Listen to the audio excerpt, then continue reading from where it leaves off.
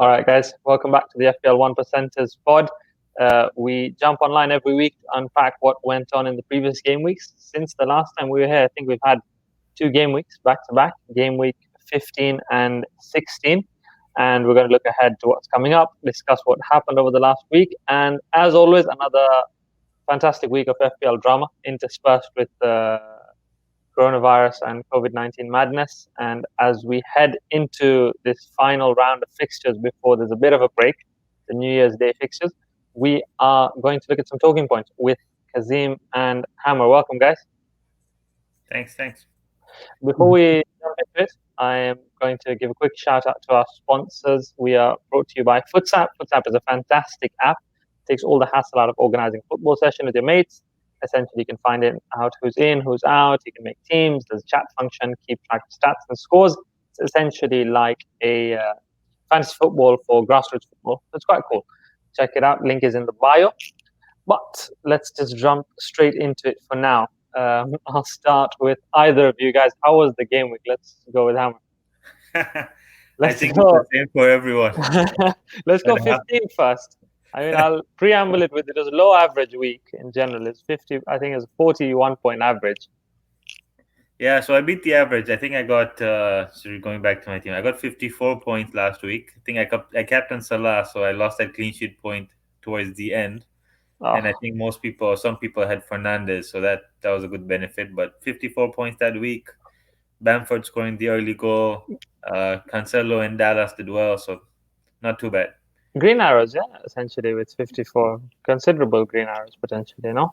Yeah, green arrows last 4 weeks, so that's not too bad. My guy, yeah. So same with me, to be honest. I was on 51 for that week. McCarthy, Dallas, Cresswell. I mean, I went double up on West Ham defense, Cresswell and Soufal for that 1 week with a double game week in mind. Didn't really pan out, but Cresswell got the assist. Again, I had Salah captain, which let everyone down, so that's fine. And Vardy and Bamford and Bruno bringing in the big points, which was nice. But Kazim, how about yourself, man, this weekend, Boxing Day games?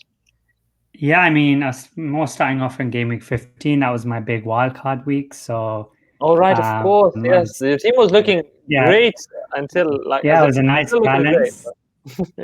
It was my biggest decision factor then was KDB, not KDB. Sort of paid off, not really, because I mean I brought in Pulisic and Robertson and they both blanked. So not really paying off, but thankfully KDB didn't do much either. So I was pretty happy with the week, and then obviously having the double up on Southampton also paid off for triple up, but double up in defense. And then going into game week 16 sort of paid off again with the both of them. I did actually bench Walker Peters, but obviously with all the cancellations, we got his clean sheet points too, which will be coming off the bench. So yeah, I mean, not bad week. I mean, considering with all the cancellations, I'm glad I'm getting 14 off the bench. That's quite good, actually, considering mine. And Hammer, what's your bench? 2 points? I got 2 points off the bench. I wish I had 2 points. I got 0. You know what? It's quite unfortunate because these are players that are meant to be kind of playing as well. I mean, we'll come to that whole rotation thing in a bit, but essentially just generally over this game week, there've been a lot of clean sheets, more than you would expect, especially like over the last few. The teams that you expect kind of to keep a clean sheets have Everton kept one against Sheffield, City kept against Newcastle, Fulham, Southampton was 0-0 as well. So there've been a decent amount of clean sheets. And if you were holding Dallas as well over the last 2 weeks, that's been good. Yeah, well, if you look at Saturday and Tuesday, like I'm looking at the fixtures, and it's like you can see so many zeros. Like it's insane. Like Tuesday, there was a clean sheet in every game. Yeah, 6 clean sheets out of 7 games that went on in game week 16. Yeah, that's pretty crazy. In the beginning of the season, we kept saying there's no clean sheets, but now we're looking at teams, especially at the bottom. You have the Burnleys, the Fulhams, right? Southampton, West Ham. Everyone's trying to fight for those clean sheets now. Yeah, you did say this when the Rona started. You said that, listen, once teams are fighting for their life, then the clean sheets will start coming. So, I think it's about that time. Yeah. I think another reason there was, other than the Leeds game, there was not a lot of goals is because, I guess, tiredness too. Yeah. Maybe teams are being a bit more. Do you think quality has dropped? I mean, this is a non-FPL question, but Kazim, do you think like quality has dropped in terms of the level that we're seeing? I think definitely you saw like players were just like tiring out, not taking as many risks. Especially like I know it's big. Well, Wolves didn't rotate too much, but you were noticing a lot of players getting cramped.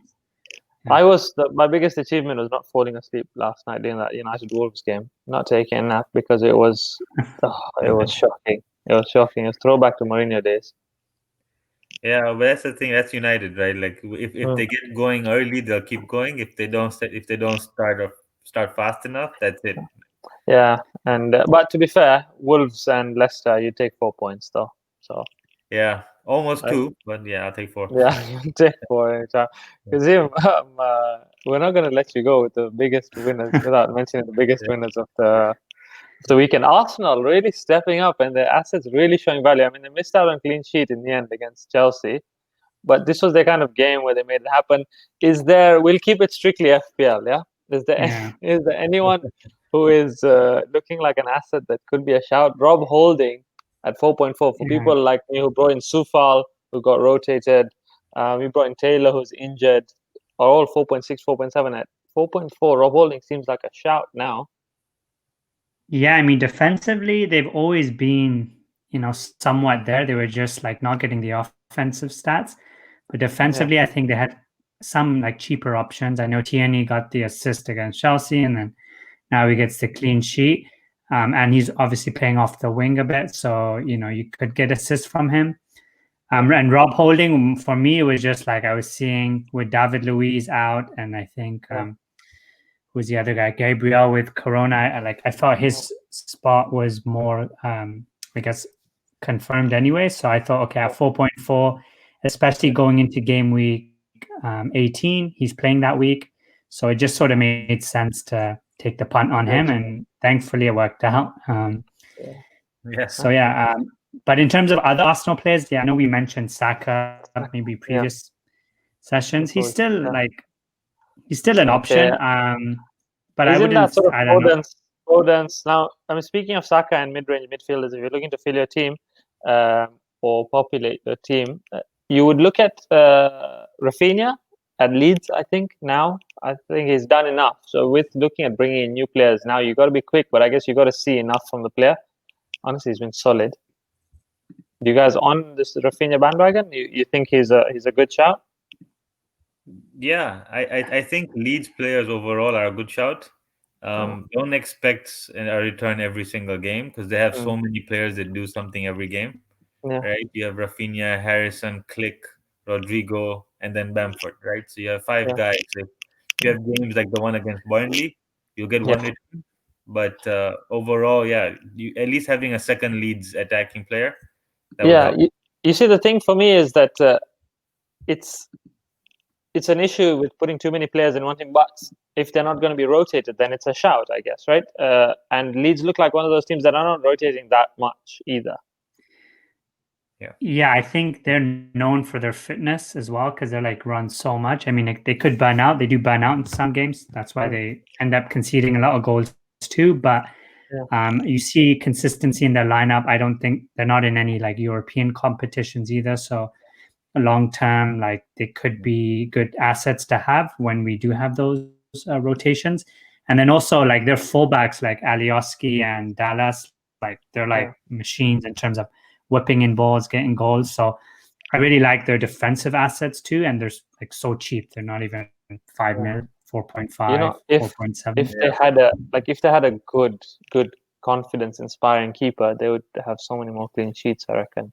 I mean, he's good. He's fine. Given he's got 18 points in the last 2 weeks, it's fluke. You know what? Sometimes it defies logic. Honestly, he's smashed it. But if you watch him, you don't have faith. Sometimes he pulls out some Sunday League antics once in a while, but he's been doing the business. So can't fault him, to be fair. With that being said, and looking at Rafinha, let's give a special shout out to Haas, who's away for the holidays. But if Arsenal and Leeds were the big winners of the weekend, then Haas has been a massive winner as well. Number one, he called Rafinha as a differential last week. I'm going to take credit for inspiring, but aside from that, he smashed it over this Christmas period, and it's sort of testament to how well you can do if you sort of don't take hits and just plan ahead. Any thoughts, Kazim? Yeah, I mean, another shout out to Haas. I track his team every week. I'm like, how is he doing this without taking any hits? Like, I don't think he's taken a hit this year. Maybe one or two. But yeah, I mean, like you said, you pick that right differential, you can make up quite a bit of ground. He sort of took the risk too with not picking KDB, and I think you're probably going to see a lot of transfers out even more this week. Yeah, I lost 0.2 million on KDB as well, bringing him in at 11.9, losing him at 0.7. Oh, we went down to 0.7. Yeah, it had to be done, to be honest. But yeah, Haas has been smashing it, and so props to him. He's got a bunch of players coming off the bench as well. He had Rashford in, Bruno in, Dallas in, I think. So, the bench, so yeah, Rodrigo and Bamford double up front as well, guys. Maestro move. So I think he's planning for the double game week. Yeah, absolutely. But I think just a caution there is tripling up on any team right now with COVID is very risky. Yeah, so this is the thing as well. It brings us nicely into this postponements because everyone's team has been affected in one way or another. If you're holding double up on City, Diaz and or any defender and De Bruyne, that massively hurt your team. And then everyone's probably holding a DCL as well, so that kind of hurts. But even a simple lesson is that if you were looking at backing Spurs to beat Fulham, captain Son, vice captain Kane is not a good shout. You have to even diversify, like your captain and vice captain. It seems like you can't just back one fixture. Yeah, and hope you didn't go Spurs and City as your captain, vice captains. Imagine. Yeah, it's been quite painful. There's been a lot of painful stories sort of floating around. But yeah, we were filming just as Spurs. I think Spurs Fulham would have been on now, if I'm not mistaken. But essentially, it's one of those things where you have to keep an eye out. Newcastle, Liverpool guys, Salah captains all round for us. I think 80-something% of people captain Salah. It's just easier. I know he blanked in on Boxing Day, but it's just easier, less stressful to have gone with him both times because. Yeah, I was reading this funny stat where it says Mohamed Salah has scored in every game he started against Newcastle in the last 1,033 days. So 3 years. Fair. So we hope, especially coming off the draw against West Brom, like they're not going to want to dropping points again, and and United only 2 points back. I think they're going to be even more sort of up for it, hopefully. Yeah, but you never 100%. We're in the hunt. But it's been a strange old time. I've brought up my team just so we can sort of speak around what potential plans we could make or what thoughts you guys had. My plan generally is Hammer and I spoke about this, but essentially my plan is to play my 11 in game week 19 as normal and play a free hit in game week 18. So currently, if I go through it, McCarthy double game week, Dallas double game week, Robertson double game week, Reece James double game week. I know Robertson, they play United and they have a decent game as well out there. Son is a single game week. Salah double. Podence, I'm potentially getting rid of for Rafinha. Fernandes double. Vardy sticking around just for the double. Calvert-Lewin got a single. I've got too much value tied up in him, and then Bamford has a double. Soufal also has a double, who's on the bench, so hopefully he can come and do the business. But my plan is to basically go that way. Free hit 18. I know there's no upside, but I literally have 3 players playing, and then play 19 as normal. Hammer, what do you think? Yeah, I think for game week 19, a lot of teams will do the same. Just try and double up. I know that some people are using their free hit in game week 19 and then planning for game week 18. There is a risk right now with the 2-week break coming up that 18 and 19 will be combined. So you'll pretty much just have one huge game week. Right? So it'll be a double game week for every team. Okay, right? Nice. Love that. Just a normal game week then, just with 2 game weeks in one, right? Yeah. What I'm going to do is I'm based on the way things are right now, I'm going with my free hit in 18. Then I'm going with my bench boost in 19. The only reason being I also want to improve my bench. So this is a better way of just looking forward, getting better bench players, but then also packing it up for that double game. Yeah, no, that makes sense. And Kazim, are you doing something different? Yeah, I'm going a bit of a different route. I mean, when I did my wild card, I sort of did a little rough draft on what my 18 team would look like. Yeah. So, I mean, I have 2 transfers banked this week, so I'm going to try by 18 to have 8 players playing in 18, That'll be more than which isn't bad. And I think anyone who's in that position where, okay, you don't want to maybe play the free hit and you have at least, I would say, 7 players playing, it's not a bad idea to hold it, because as you can see with fixtures getting cancelled, there's going to be more double game weeks and different opportunities to take advantage of. So, I mean, I'm always conservative in some aspects, so I'm looking at holding that. That makes sense. So what are you planning for 19? Same-ish? Basically have like 4 double game weekers. More or less, yeah, like taking a hit and bringing in 2 different guys. So probably the 2 guys that I maybe playing single game weeks, I'll take them out.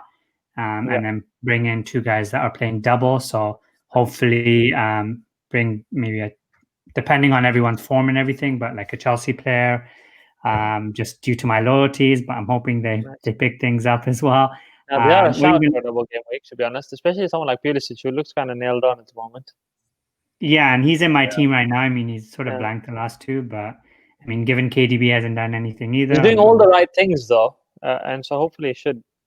I mean, it's just, I think he came back from an injury. Like, he's obviously not picked up that form, but he's getting in the positions, he's getting the shots. So he's pretty much doing everything he can except scoring. So I do see like an upside for that. And then once Reece James comes back, once Chilwell's, obviously he's back and he got an assist last game. It's a great shout, considering then you hold, right? You hold what you have as well in terms of your chips, right? Bench boost is a shot. I mean, free hits, everyone's going to play it.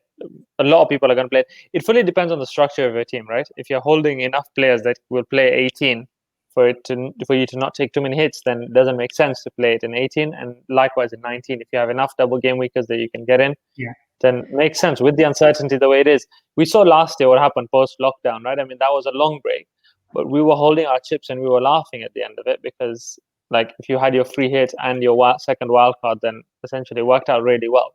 So you just never know what can come up. Yeah, the only extra player I want to mention from Chelsea is Ziyech. I heard that if the Chelsea City game goes forward, that he's fit to play according to Lampard. So if he comes back, he could be a good big pickup for that double game week too. Yeah, it could be a shout actually. I don't know if he did rush it. Would they rush him back though so quick for both games, or does he not? I feel like Frank always has options. He has options, but we're in a pretty dire situation where we need to start picking up wins. And that's sort of what we're missing. We're missing like a little bit of creativity. We have wingers, but he brings like more creativity that we're missing right now. Please don't sell me Hakim Ziyech dreams again. I've just got Son Heung-min in, and the last time someone pitched me how good Hakim Ziyech is, he got me 3 and then 2. But you know what? He could be a shout, because their downturn in form has kind of come simultaneously as when he's been out, right, along with a couple of other injuries. But can't just be a coincidence, I guess. Yeah, well, they were doing well at the beginning of the season when Ziyech wasn't playing, so 50-50. Yeah, that's true. And but another low-scoring average week, anyways. Though this past week, so hopefully we get a few more goals next week. Let's see what stays on. I mean, City looks to be on as far as I'm hearing, but it's all dependent on. There's lots of journalists and reporters and all going to be writing about this COVID cancellation. I think if it is a concern for anyone, I think how they were saying they were potentially going to do a 2-week break, but I think the conclusion is that that's not going to happen. Yeah, not for now. I think Elite Sports is going to carry on for now, and they'll see what happens with it or where to go. But, from the City perspective, like they have, I think it's Ederson and Cancelo who are rumored to have COVID. So even if the game goes forward, they won't play. Yeah, not sure who the third and fourth player are. But those are the 2 guys that we can be sure won't play this weekend. In addition to Walker and forget who the other guy was. I don't know myself, but there was like 4 or 5, right? But essentially, looking ahead to this game week, guys, what are you thinking about big fixtures? Which fixtures are gonna be the ones to watch out for? Spurs Leeds looks like it has a few goals in it.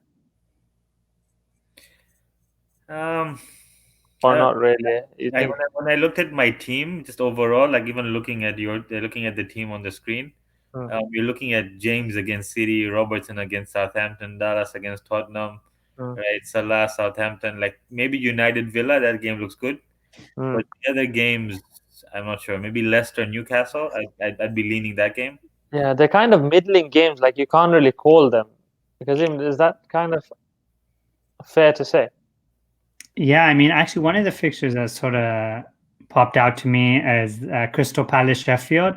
Zaha seems to be like he's like the big games that he's had are against these lower end teams. Like I think Newcastle, he got a couple goals. So I'm actually like, if I get news that Pulisic is out, that's something I'm considering. Or sorry, not Pulisic, but if the City Chelsea fixture is cancelled, I'm sort of looking at maybe Zaha as like the punt because he's also playing in 18 as well. So it could be a good option there. But yeah, that's sort of like you said, Spurs Leeds is another decent one given that it's like a clash of styles though in terms of what's going to happen. So you can't really call it. It depends who's gonna. You know, Mourinho doesn't want to get thrashed 5-0. You know what Mourinho's going to do, and you know what Bielsa is going to do as well. So it's going to be a bit of a tricky one. Everton West Ham, I find hard to call. They neither concede too many goals, so that should be a bit of a drab affair as well. Bruno, hopefully, to have a haul against Villa. Yeah, if that would be nice. You're looking at Burnley versus Fulham. Yeah. Another lots of clean sheets around. That would be nice again. But Mitchell is back in contention for those who held him all through for the early wildcarders. Mitchell played this past week, got 6 points. I think he just got rested, man. He just got rotated in, yeah. Yeah, I think Van Aanholt's going to come back. Joe Ward probably going to come back, or Nathaniel Klein. He almost got the 6 points too. It's like almost 6 minutes away or something. That was quite painful, man. But about 3 minutes after Hammer told me that Mitchell's getting 6 points, you can see this. 2 points. Yeah, but okay, cool. So captaincy shout is looking pretty open. I mean, for me on this team, I'd look at sort of Vardy or Salah or Fernandes. I just don't trust Vardy the number, so it'll be between Bruno and Salah. I'm leaning Bruno. Yeah. Every game I've seen for United is everything's going through him. Even the assist for Rashford this week. He looked tired though. I must say, he's been playing into the ground. Yeah, and it's an early game. It's an early kickoff as well. That's true. To be fair, he is. And I swear, the first thing with Bruno when you watch him, the first thing to go is his crossing. Like you can just tell he's not. Everything's hitting the first man, which was kind of happening yesterday to an extent as well. You can tell every pass he plays is just a long ball over the top. Yeah, but fair enough. He's been playing 90 minutes for 6 months straight. Hasn't missed a game, and he's still producing. Well, he got subbed off once, and he got pissed off. So yeah, you can stay on. But yeah, nonetheless, it's been good, guys. Captaincy shout sounds good. Differentials wise, roll on. You know what? Take a punt, whatever you guys are feeling. If anyone has any suggestions, drop them in the comments. I think we've had a couple here and there. Yeah, for next game week, I mean, we sort of mentioned it before, but I would look towards maybe Arsenal. I know that they're not attacking much, but West Brom, I think they plateaued at Liverpool. Good place to plateau, but they're looking like dead in the water. But they're looking like they're in trouble, to be honest with you. Fair enough. No, I totally agree with that. Wait until as late as possible, right, to make any decisions. If you're going to make any decisions, right? If you're planning on playing any chips, don't play them super soon. Like, just I think relax a bit before you make any kind of final decisions. Wait until like an hour before the deadline. Yeah, even if you're planning a free hit in 18, or if you're planning any sort of moves, any hits, you're planning, plan the move, see if you have enough. If any prices are going up, fair enough. But if they're not, then literally wait till the last minute as late as you can. Mm-hmm. Brilliant. Guys, it's been a pleasure as always. Next week we should be back. Has should be back with us as well. But it's been fun. Hope you guys have enjoyed the Christmas football. For all of you guys watching and still here, please like, subscribe, and comment. Should have said it at the beginning. But thank you for sticking around till the end. And make sure to check out Footsapp, and good luck this game week. Friday deadline.